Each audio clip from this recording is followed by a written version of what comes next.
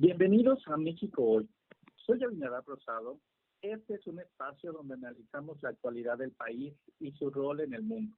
En esta primera sección hablaremos de quién es México Hoy, cuál es su papel en la economía global y cómo se posiciona frente a los retos internacionales. Para responder a estas preguntas, tenemos datos claves que nos permiten entender la situación de México en este contexto. Para hablar de este tema, nos acompaña Raquel Mares. Bienvenida, Raquel. Muchas gracias, Avi. Es un gusto estar aquí.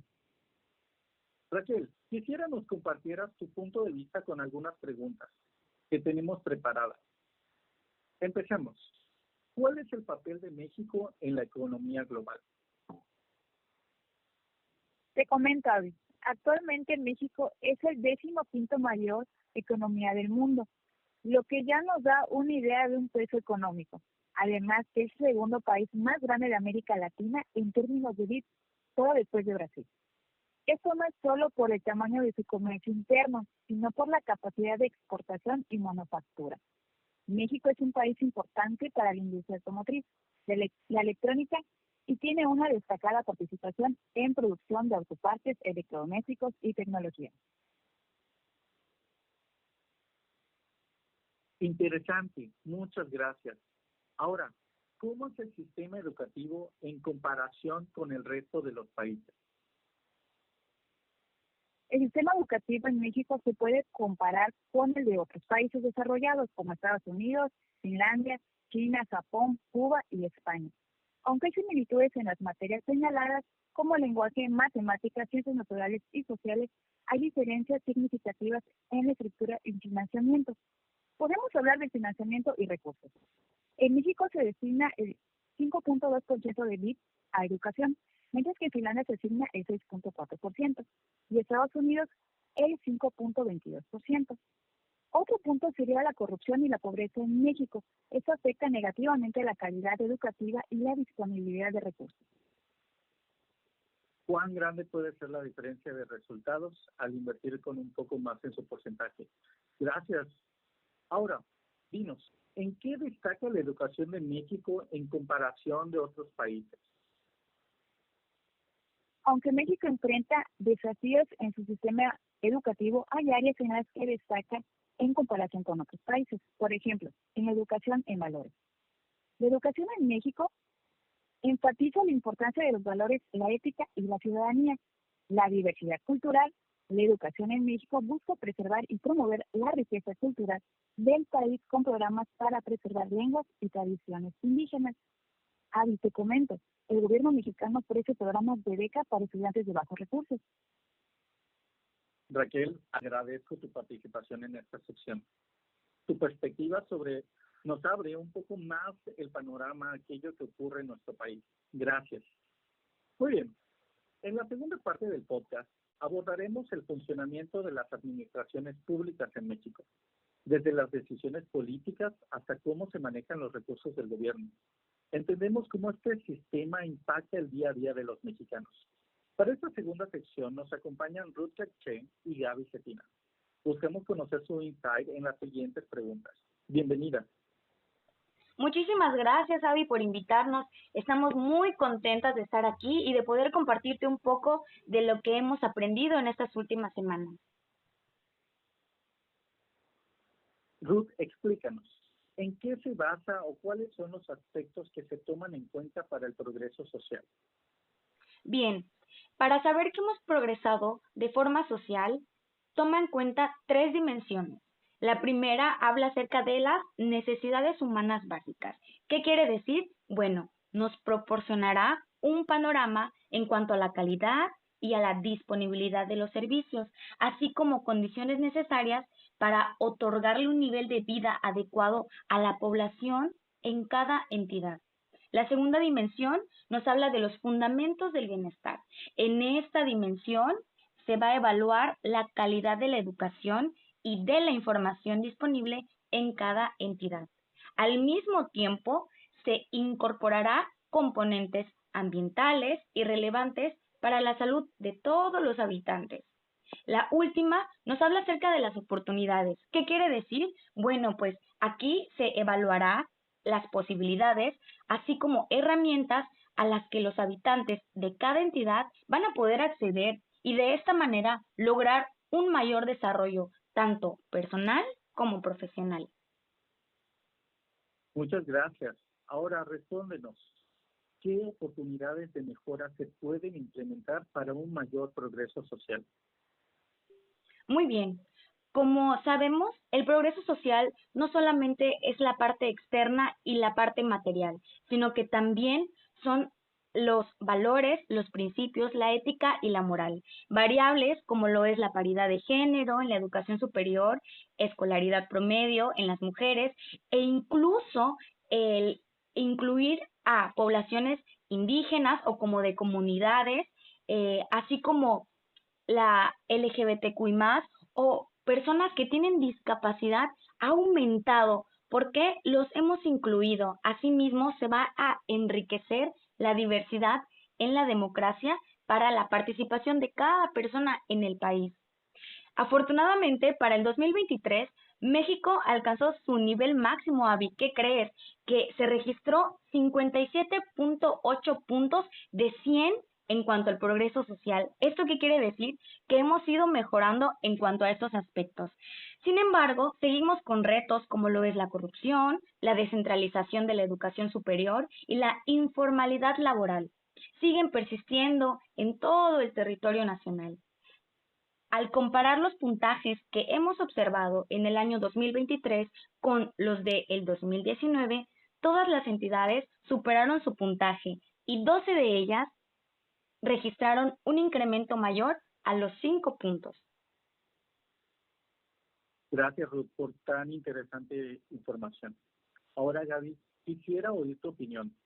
¿Cuáles han sido los programas implementados por las administraciones públicas en México en las últimas 2 décadas para abordar la pobreza y la desigualdad? Hola, Abinadab. Agradezco la invitación al podcast México Hoy. Dando respuesta a tu pregunta, puedo decirte que en las últimas dos décadas, las administraciones públicas en México han implementado muchas estrategias y programas para abordar la pobreza y la desigualdad, dirigidos siempre a personas con situación de vulnerabilidad, con el fin de mejorar su calidad de vida y reducir la pobreza. En el año 2007, durante el gobierno de Felipe Calderón, se implementó el programa de desarrollo de la infraestructura que tenía como objetivo mejorar la infraestructura del país, incluyendo carreteras, puentes y sistemas de agua potable, con el fin de fomentar el crecimiento económico. También tuvimos el programa Prospera, que inició en el año 2014 durante el gobierno de Enrique Peña Nieto. Este programa da continuidad al programa Oportunidades y se encargaba de la transferencia de ingresos del gobierno de México, mismo que tuvo un impacto positivo, mejorando la vida de las personas beneficiadas, mejoró la asistencia escolar y la permanencia en escuelas de niños, niñas y adolescentes que fueron beneficiados en ese momento. Abinadab, no sé si sabías, pero uno de los resultados más notorios fue de la reducción de la pobreza extrema, del 17.6% en el 2000 al 7.6% en el 2020. Es decir, se redujo más del 50% de la pobreza que presentaba nuestro país. También mejoró la cobertura de los servicios de salud y educación. Tuvimos igual avances en la implementación de programas de transferencia de ingresos y apoyo a las familias más vulnerables. Sin embargo, debo decir que pese a todos los programas implementados, tristemente, aún tenemos desafíos pendientes, como lo son la desigualdad en la educación, ya que en las escuelas y universidades de áreas rurales y marginadas siguen teniendo menos recursos y oportunidades que las instituciones en áreas urbanas. La calidad de la educación sigue siendo un desafío, ya que muchos estudiantes desafortunadamente no alcanzan los niveles de logro esperados en materias básicas como la lectura, la escritura y aquellas que se relacionan con operaciones básicas y cálculo mental. Muchas gracias a ambas. Sus opiniones basadas en datos son de gran ayuda para entender un poco más sobre esta sección. Gracias. Ahora, finalmente, en esta tercera sección, analizamos el papel de México y los organismos internacionales. Nos encontramos con Julio Paz en esta última sección Él nos platicará un poco sobre la intervención de los organismos internacionales y su influencia en nuestro país. Bienvenido, Julio, aquí a tu programa. Cuéntanos. Muchas gracias, Anadabo. Muy buenas tardes. Mira, esa es una muy buena pregunta. La influencia e intervención de los organismos internacionales en México es un tema muy complejo, Avi, ya que se maneja en diversos ámbitos y podemos mencionar la economía, la política, la sociedad y el medio ambiente. Estos organismos es el Banco Mundial, hablamos de la ONU, hablamos de las agencias especializadas como es el UNESCO, la UNID, la OMS y otros organismos que se encuentran de la misma. Mira, podemos hablar del financiamiento que nosotros recibimos por parte de esos organismos. Mira, podemos obtener préstamos, podemos obtener donaciones y programas de cooperación.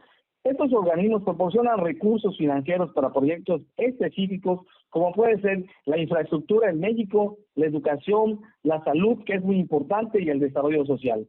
Nos ofrecen asistencia técnica y conocimientos especializados para el diseño e implementación de políticas, fortaleciendo las mismas capacidades institucionales en México. Establecen estándares y normas internacionales en diversos ámbitos, como los derechos humanos, el medio ambiente y el comercio, a los cuales México debe ajustarse, porque al ser miembro de estos organismos, México no es completamente autónomo. A menudo, la obtención de financiamiento de estos organismos está condicionada a la implementación de ciertas reformas o políticas ahí. ¿Cómo ves? También te puedo hablar de las áreas clave de esta influencia. Mira, hablamos directamente de la economía, que son los organismos internacionales. Estamos hablando de la política, estamos hablando de una sociedad, estamos hablando del medio ambiente. Pero tenemos beneficios y también tenemos desafíos, Avi. Mira, te puedo hablar de 3 beneficios que obtenemos, y ya lo he mencionado hace un momentito, aunque sea un poco redundante. Tenemos acceso a recursos financieros, tenemos transparencia de conocimientos, tenemos promoción de valores universales, pero todo esto también tiene desafíos, porque mira, al nosotros depender de esos organismos, México está completamente condicionado y no somos autónomos. Y la falta de transparencia de esos mismos organismos carecen de suficiente transparencia y participación ciudadana. Eso es cuanto a esta materia, Ani. Gracias, Julio. Información importante e interesante. Para terminar, quisiera nos platiques un poco de cómo están alineadas las instituciones en México para combatir las deficiencias de la sociedad. Sí, mira, si bien es cierto que tanto el gobierno mexicano como diversas instituciones nacionales e internacionales trabajan en conjunto para abordar los desafíos sociales del país, es importante reconocer que existen múltiples factores que pueden influir en la efectividad de estas acciones. Y te voy a mencionar algunas. Mira, tenemos un marco legal y normativo en nuestro México. También tenemos cooperación internacional, donde entra la ONU, el Banco Mundial, la FMI.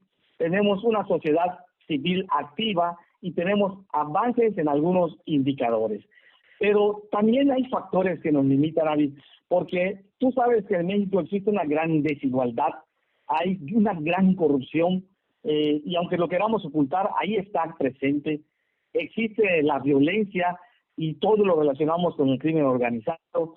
Existe igual una gran fragmentación institucional y muchas presiones políticas, Avi. Esto es cuanto te puedo decir. Gracias por tu participación, Julio. Nos regalaste un open-minded vision del funcionamiento entre México y estos organismos internacionales. Así concluimos este episodio de México Hoy, donde analizamos el papel de México en la economía global, las administraciones públicas y su participación en organismos internacionales. México es un país en constante evolución, con grandes desafíos, pero también con un enorme potencial. Gracias por acompañarnos en este análisis de la actualidad y, claro, agradecemos mucho la participación de nuestros invitados y esperamos nos acompañen de nuevo en otra ocasión. Nos escuchamos en el próximo episodio. Hasta pronto.